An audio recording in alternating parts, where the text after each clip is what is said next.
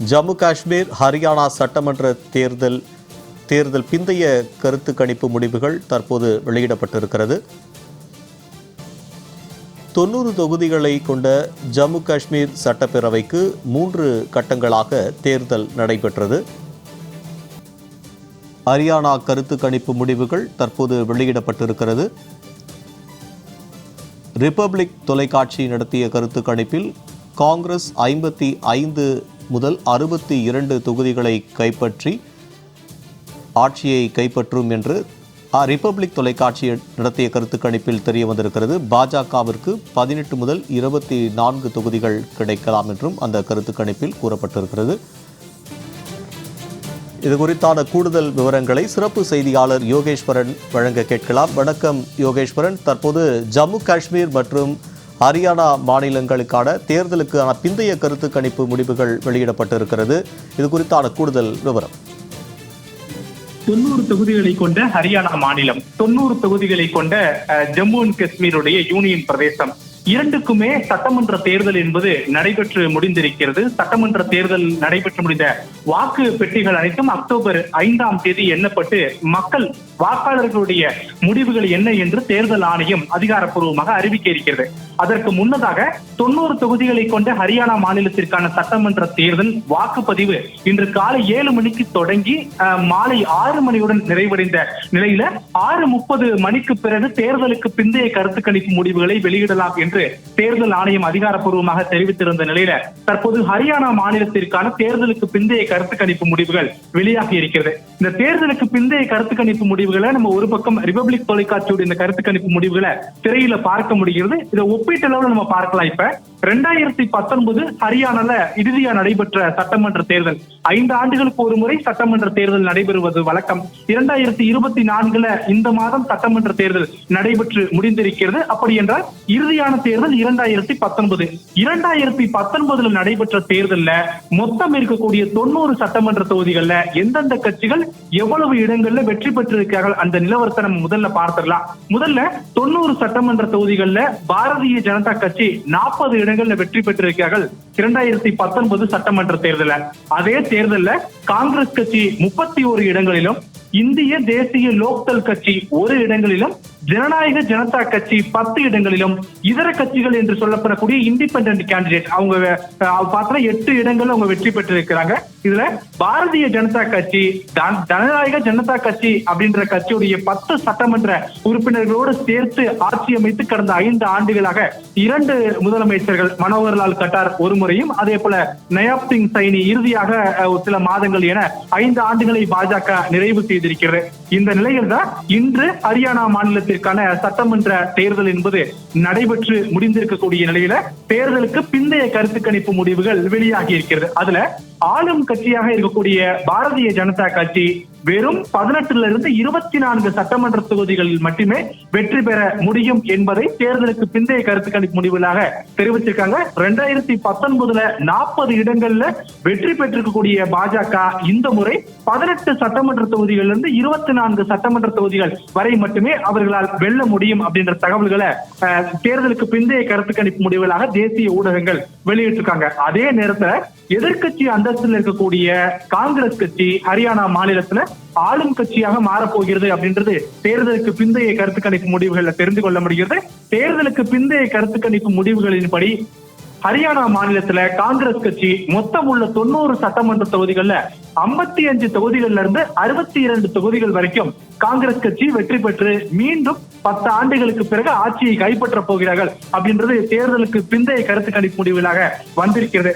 அதே போல இந்திய தேசிய லோக்தள் கட்சி 3 இடங்கள்ல இருந்து 6 இடங்கள் வரை அவர்கள் கைப்பற்றலாம். இந்த தேர்தல்ல 2019 தேர்தல்ல இதே கட்சி 1 இடங்கள்ல மட்டுமே வெற்றி பெற்றிருந்த நிலையில தற்போது இன்று நடைபெற்று முடிந்திருக்கக்கூடிய தேர்தலின் அடிப்படையில 3 இருந்து 6 இடங்கள் வரை அவர்கள் வெற்றி பெறலாம் என்று தேர்தலுக்கு பிந்தைய கருத்து கணிப்பு முடிவுகளாக இருக்கிறது.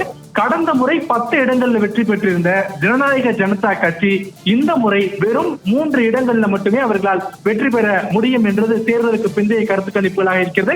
சமீபத்திய மாதங்களுக்கு முன்னர் தான் பாரதிய ஜனதா கட்சிக்கு ஜனநாயக ஜனதா கட்சி தனது 10 சட்டமன்ற உறுப்பினர்களோடு வழங்கிய ஆதரவை திரும்ப பெற்றிருந்தது நமக்கெல்லாம் நினைவிருக்கலாம். இதற்கு பிறகுதான் தேர்தலை தனித்தனியே பாஜகவும் ஜனநாயக ஜனதா கட்சியும் சந்தித்த நிலையில பாஜக ஏற்கனவே மாநிலத்துல ஆட்சியை நழுவ விடுகிறது என்று தேர்தலுக்கு பிந்தைய கருத்து கணிப்பு முடிவுகள் வந்திருக்கக்கூடிய நிலையில பாஜகவிற்கு 4 வருடங்களாக ஆதரவு அளித்து வந்த ஜனநாயக ஜனதா கட்சி வெறும் 3 இடங்களில் மட்டுமே அவர்களால் அந்த சட்டமன்ற உறுப்பினர்களை தக்க வைக்க முடியும் அப்படின்றது தேர்தலுக்கு பிந்தைய கருத்து கணிப்பு முடிவுகளாக இருக்கிறது.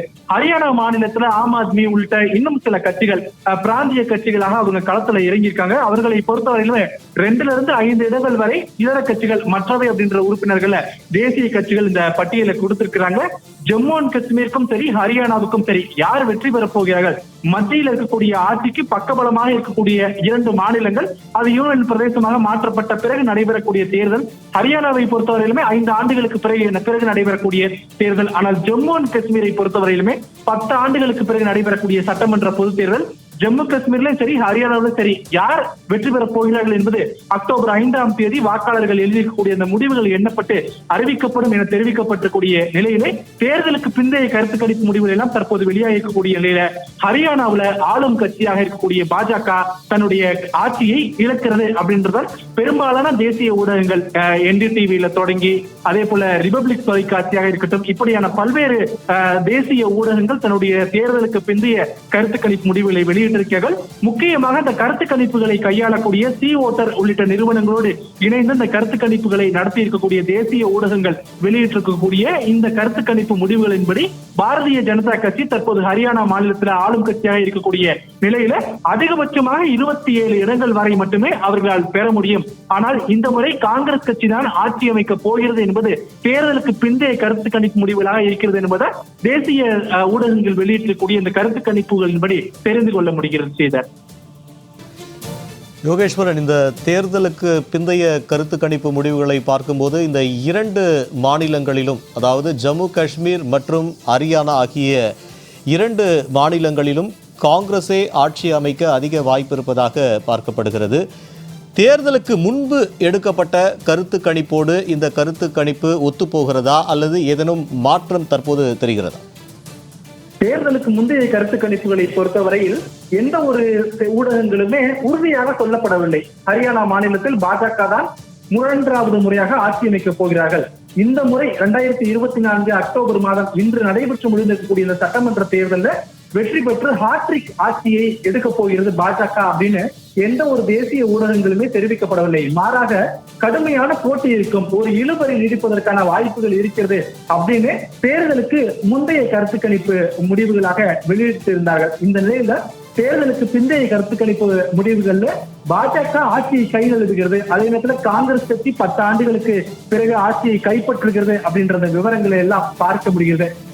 ஜம்மு அண்ட் காஷ்மீரும் சரி ஹரியானாவும் சரி இதற்கு முன்பு 5 மாநில சட்டமன்ற தேர்தல்கள் எல்லாம் நடைபெற்று இருக்கிறது. ஆனால் ஜம்மு காஷ்மீரும் ஹரியானாவும் 2 மாநில சட்டமன்ற தேர்தலாக நடத்தப்பட்டு முடிந்திருக்கக்கூடிய நிலையில ஏன் இவ்வளவு முக்கியத்துவம் பெறுகிறது என்றால் மத்தியில ஆட்சி அமைப்பதில் தொடங்கி மத்திய அமைச்சரவையில் எடுக்கப்படக்கூடிய முடிவுகள் வரை பல முக்கியமான திட்டங்கள் இந்த ஹரியானா மற்றும் ஜம்மு காஷ்மீரை சார்ந்து கடந்த 5 வருடங்கள்ல இருந்தது அப்படின்றத நமக்கு நினைவு கூற முடிகிறது. அதற்கான காரணம் ஜம்மு காஷ்மீருக்கு வழங்கப்பட்டிருந்த 370 சிறப்பு சட்டம் நீக்கப்பட்டதாக இருக்கட்டும், வேளாண் சட்டம் என்பது 3 வேளாண் சட்டங்களாக கொண்டு வரப்பட்டு அது பிறகு கடுமையான வேளாண் போராட்டங்களுக்கு பிறகு அது திரும்ப பெறப்பட்டதாக இருக்கட்டும், இப்படியான முக்கிய முடிவுகள் எல்லாம் நாடாளுமன்றத்தில் எடுக்கப்பட்டது. நாடாளுமன்றத்தில் எடுக்கப்பட்ட முடிவுகள் திரும்ப பெறப்பட்டது. இப்படியான சில முக்கிய விவகாரங்களாக நடைபெற்றிருக்கிறது. ஆகவே ஜம்மு அண்ட் காஷ்மீரும் சரி ஹரியானா சட்டமன்றத்திலும் சரி முக்கியமான ஒரு இடத்தை இருக்கக்கூடியது. அரசியல்ல ஒரு முக்கியமான ஒரு சூழலை மையப்படுத்தி அடுத்த கட்டத்துக்கு நகரக்கூடிய சட்டமன்ற தேர்தலாகவே அரசியல் வல்லுநர்களாலும் மூத்த பத்திரிகையாளர்களும் மூத்த அரசியல் தலைவர்களாலும் கருதப்பட்டிருக்கூடிய நிலையில தேர்தலுக்கு பிந்தைய கருத்து கணிப்பு முடிவுகள் எல்லாம் இப்போது இந்த வெளியாக இருக்கக்கூடிய நிலையில ஹரியானா மாநிலத்துல எப்படி பாரதிய ஜனதா கட்சி தன்னுடைய ஆட்சியை கைவிட்டு காங்கிரஸ் கட்சி ஆட்சியை பிடிக்கப் போகிறது என்பது தேர்தலுக்கு பிந்தைய கருத்து கணிப்பு முடிவுகளாக இருக்கிறதோ அதே போலதான் ஜம்மு அண்ட் காஷ்மீரிலும் ஆட்சியை பிடிக்கிறது காங்கிரஸ் அப்படின்றது தேர்தலுக்கு பிந்தைய கருத்து கணிப்பு முடிவுகளாக இருக்கிறது. இதுல ஒன்றை புரிந்து கொள்ளணும். ஒன்று என்ன அப்படின்னா, ஜம்மு அண்ட் காஷ்மீரை பொறுத்தவரையிலுமே 2014 சட்டமன்ற தேர்தலுக்கு பிறகு ஜம்மு காஷ்மீர்ல ஆட்சி கலைப்பு நடைபெற்ற போது பாரதிய ஜனதா கட்சியினுடைய கூட்டணி ஆட்சி தான் நடைபெற்றது. முக்கியமாக மெஹபூபா முஃப்தி முதலமைச்சராக இருந்தார். தேசிய அந்த கட்சி தான், அவர்களுடைய கட்சிகள் தான் ஆட்சியில இருந்தது, கூட்டணி கட்சிகளாக. இப்படியான சூழல்ல மீண்டும் தேர்தல் நடைபெற்றது 10 ஆண்டுகளுக்கு பிறகு. இந்த தேர்தலில் யார் வெற்றி பெறப் போகிறார்கள் என்ற எதிர்பார்ப்பு அதிகம் இருந்தது. இந்த நிலையில்தான் ஃபரூக் அப்துல்லா காங்கிரஸ் இடையே கூட்டணி அமைக்கப்பட்டு இந்த தேர்தல் என்பது நடைபெற்ற நிலையில இந்த முறை தேர்தலில் காங்கிரஸ் கட்சியினுடைய கூட்டணி ஆட்சி அமைய போகிறது அப்படின்றது தேர்தலுக்கு பிந்தைய கருத்து கணிப்பு முடிவுகளாக இருக்கிறது. ஜம்மு காஷ்மீரில் இருக்கக்கூடிய 90 சட்டமன்ற தொகுதிகள்ல காங்கிரஸ் கட்சி ரொம்ப தெளிவா யார் யார் எங்கெங்க வெற்றி பெறுவாங்க, ஜம்முல யார் வெற்றி பெறுவாங்க, காஷ்மீர் பள்ளத்தாக்கு பகுதிகளில் யார் வெற்றி பெறுவாங்க அப்படின்றத கிட்டத்தட்ட பல கட்ட ஆலோசனைகளுக்கு பிறகு இந்த தொகுதி பங்கீடு எல்லாம் நடைபெற்று 90 சட்டமன்ற தொகுதிகளில் காங்கிரஸ் கட்சி 38 இடங்கள்ல போட்டியிட்டாங்க. அதே போல தேசிய மாநாட்டு கட்சியை பொறுத்தவரையிலுமே 56 இடங்கள்ல அவங்க வெற்றி பெற்றிருந்தாங்க. அதே போல ஜம்மு காஷ்மீர்ல இருக்கக்கூடிய முக்கியமான சில கட்சிகள், அதுல மார்க்சிஸ்ட் கம்யூனிஸ்ட் கட்சியும் இருக்கிறது. இப்படியான சில கட்சிகளோடு கூட்டணி அமைச்சு 90க்கு 90 இடங்கள் என்ற நிலையில போட்டியிட்ட நிலையில ஜம்மு காஷ்மீர்ல காங்கிரஸ் தலைமையிலான அந்த கட்சி மீண்டும் கூட்டணி கட்சி என்பது ஆட்சி அமைக்கிறது என்பது தேர்தலுக்கு பிந்தைய கருத்து கணிப்பு முடிவுகளாக இருக்கிறது. ஜம்மு காஷ்மீர்ல இருக்கக்கூடிய 90 சட்டமன்ற தொகுதிகள்ல பொறுத்தவரையில் நம்ம பார்க்க முடியுது, பிடிபியை பொறுத்தவரையில 2 இடங்கள் மட்டுமே அவர்களால் வெற்றி பெற முடியும் அப்படின்றத பார்க்க முடிகிறது. 43 சட்டமன்ற தொகுதிகளுக்கு வரை இப்போது வரை தேர்தலுக்கு பிந்தைய கருத்து கணிப்பு முடிவுகள் வெளியிட்டிருக்கூடிய நிலையில 2014 ஆளும் கட்சியாக இருந்த பிடிபியை பொறுத்தவரையிலுமே இந்த முறை 2 இடங்கள்ல அவங்க வெற்றி பெறுவாங்க அப்படின்ற தகவல்களை தேர்தலுக்கு பிந்தைய கருத்து கணிப்பு முடிவுகளாக இருக்கிறது. ஆகவே ஜம்மு அண்ட் காஷ்மீராக இருக்கட்டும், ஹரியானாவாக இருக்கட்டும், மீண்டும் காங்கிரஸ் கூட்டணி ஆட்சி தான் அமைய போகிறது அப்படின்றது தேர்தலுக்கு பிந்தைய கருத்து கணிப்பு முடிவுகளாக இந்த தேசிய ஊடகங்கள் வெளியிடக்கூடிய இந்த கருத்து கணிப்பு முடிவுகள் மூலம் தெரிந்து கொள்ள முடியும். யோகேஸ்வரன், தற்போது நம்ம இந்த திரையில பார்க்கும்போது நியூஸ் 18 தொலைக்காட்சி நடத்திய கருத்து கணிப்பில் பாஜகவுக்கு 59 தொகுதிகள் கிடைக்க வாய்ப்பு இருப்பதாக சொல்லப்படுகிறது ஹரியானா மாநிலத்தில். இந்த ஹரியானா மாநிலத்தை பொறுத்தவரை நீங்கள் குறிப்பிட்டது போல தொடர்ந்து 2 முறை பாஜகவே ஆட்சி அமைத்திருக்கிறது. ஆனால் பெரும்பாலான தேசிய ஊடகங்கள் பாஜக ஆட்சியை இழப்பதற்கு தான் சாதகம் அதிகமாக இருப்பதாக சொல்லப்படுகிறது. இந்த மல்யுத்த வீரர்களுடைய போராட்டம் இதற்கு ஒரு காரணமா, அல்லது எந்த காரணத்தின் அடிப்படையில் பாஜக இந்த முறை ஆட்சியை இழக்கப் போவதாக இந்த கருத்து கணிப்புகள் சொல்கின்றன? ஹரியானாவுடைய காங்கிரஸ் கூட்டணி வெற்றிக்கு முக்கியமான காரணங்கள் அப்படின்னா காங்கிரஸ் கட்சியோட திட்டமிடல் மட்டும்தான்.